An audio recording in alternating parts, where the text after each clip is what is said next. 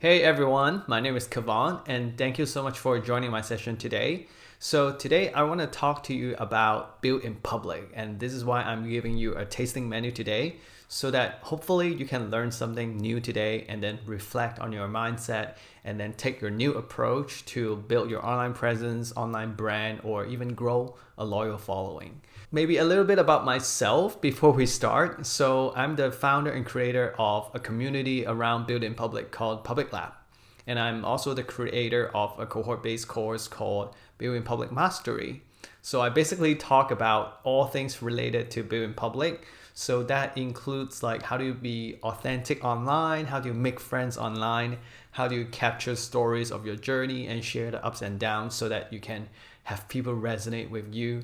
So I talk a lot about these things. You can obviously see it on Twitter.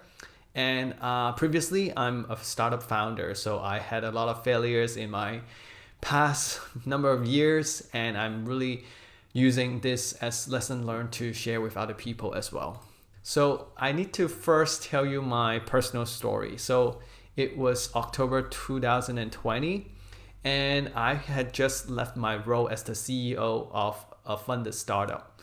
So at that point, I was like, I was building really hard on this startup, and when I left, I had nothing left. The only thing exists under my personal brand was my LinkedIn profile, and I felt like a nobody. At that point, I was like, it was COVID, I didn't know what to do, so maybe I can start writing online. Within the 8 weeks from October to December 2020, I decided to just share my struggles and mistakes and lesson learned as a startup founder on my personal blog. You can see here, I decided to write one blog post a week.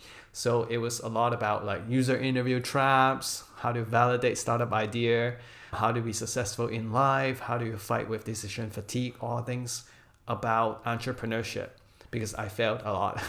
At that point, I was thinking, just writing these individual blog posts about entrepreneurship is great, but then it's really hard to get my name out there for people to recognize me for something. I guess some people call this like finding your niche, right?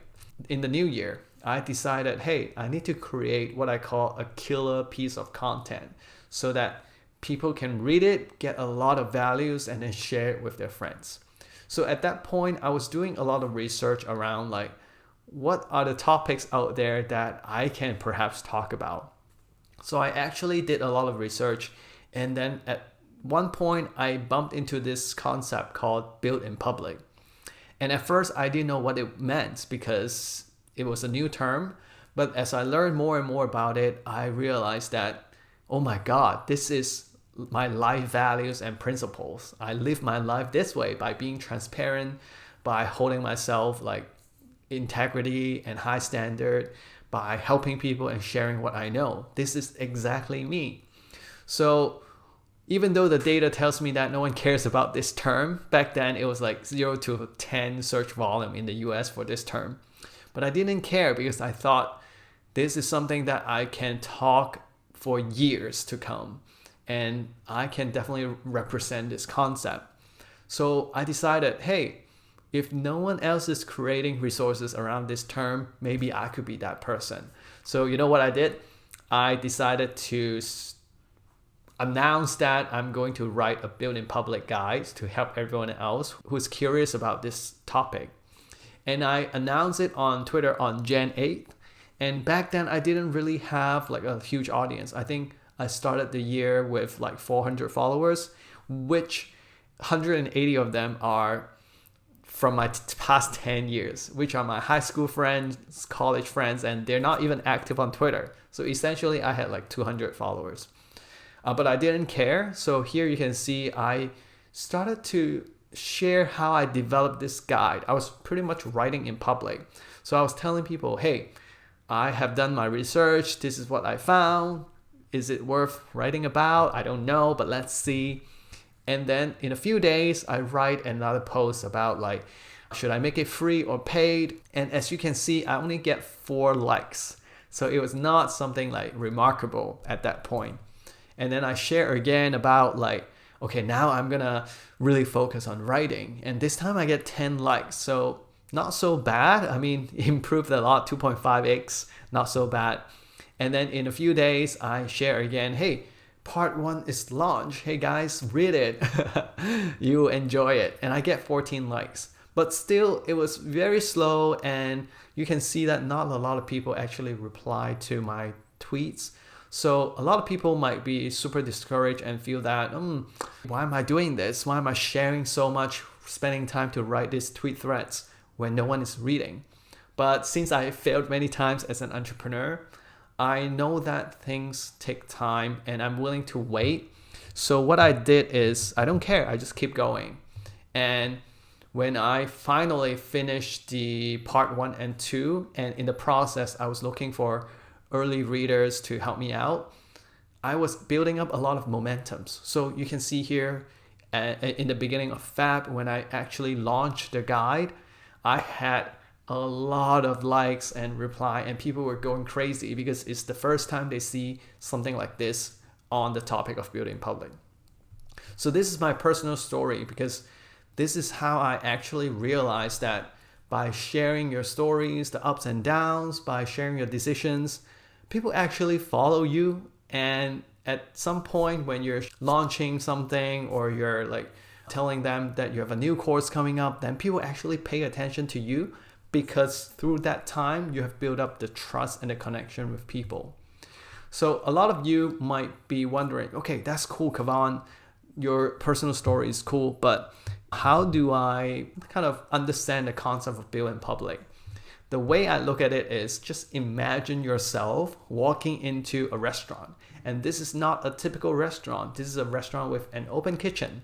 So I personally love going to this restaurant because I feel like they're so confident in their craft and the food quality that they're able to cook in front of you. So this is pretty much building public. Like, you're confidently telling your stories, just like how I did it. I was just researching and writing my guide, and I was just sharing things that are happening around me. But there is also a second part of building public that almost most people new to this mindset of framework didn't really understand, which is a concept which is like omakase. Maybe you don't know what that means, but let me tell you, it's pretty much a sushi chef standing in front of you where you're sitting at the bar, and they will decide what you eat for the night.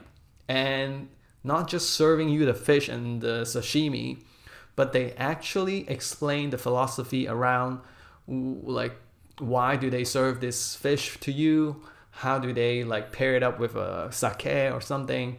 And the most important part is, some of the sushi chefs, they even interact with you, have fun with you. So that was amazing. And this is the second part of building public. When you tell your stories and share your journey, you don't just want to update people about how you're doing. They actually want to participate. So you want to use that chance to interact with people. Like, for example, what you can do is, one of the a jacket brand in London, they would say, hey guys, we're producing a new batch of jackets. We are thinking about white and black. But what else are you guys thinking? What colors would you like? So you're involving the people while you're building your business, while you're running it. This is the new way of entrepreneurship.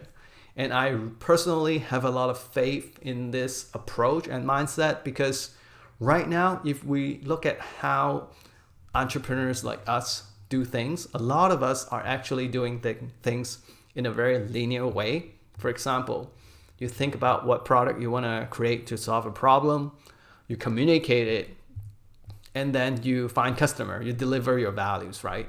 It's a very linear approach. But when you build in public, when you're constantly sharing your journey and people are watching you, you don't have a linear approach. You have like a flywheel where you can actually work with all these people watching you, and you can determine your pricing, you can develop your product, you can build a community around it. You can just talk about something and people would go in and buy. So it's all kinds of business strategies mixed into one, because you have the people listening to you and they trust you because you have showed up consistently. So I think this is super powerful. This is kind of like entrepreneurship 2.0. And I think since a lot of us are building businesses online, This is so important. At this point, you might be thinking, hey, Kavan, all this sounds great, but telling all these stories, that seems a bit hectic. Like I need to spend a lot of time thinking about how to show up on places like Twitter. But what I want to tell you is that forget about like marketing content. You're not trying to create marketing content here like blog post. What you have is actually yourself, because you're sharing your journey. So if you're busy like most of the entrepreneurs out there, you have a calendar like this, right? Actually, a lot of the stories can come from your calendar of what things are happening to you on a day-to-day basis. And you just need to work hard to figure out a system to extract the stories and the content from your day-to-day and then just quickly share it out there. And I usually like to tell my audience or students that start easy. You don't have to go crazy about reflecting and writing those Build in Public stories. The first thing you want to do is just ask yourself at the end of the day, hey, what did I struggle with today? What did I learn today? What did I do that is worth celebrating? When you are asking yourself these questions, you are reflecting and you're coming up with some learnings, right? And you take that and you share it with the people around you. And guess what? Most people are probably having the same struggle as you. So they will find value in there. Maybe 10 people read it and 5 people find value. That's still pretty good. So do it. And thank you so much for being here with me today. I promise I'll give you 2 tips to start on Twitter today, which is if you're new on Twitter, first, make 30 friends where you get to know them, get to know what they do, and really surround yourself with the right people who could potentially enjoy your content. Because when you have 30 people around you and then you share your stories, you don't feel like no one is listening. They are your friends. You listen to them, they listen to you. So that's a great way to boost your confidence in the early days. Second of all, use the 3 questions I showed you earlier and recap your days and share these stories out there. Just do it like a few times a week and that's enough, and you're getting into this Build in Public mindset. Don't overwhelm yourself by trying to do too much at the same time. So I hope you enjoyed this workshop. If you have any question, come to Twitter to find me. Send me a DM, comment on my tweets, and then I'll get back to you and I'll help you out. So let me know how that goes, and I'll see you around. Bye-bye.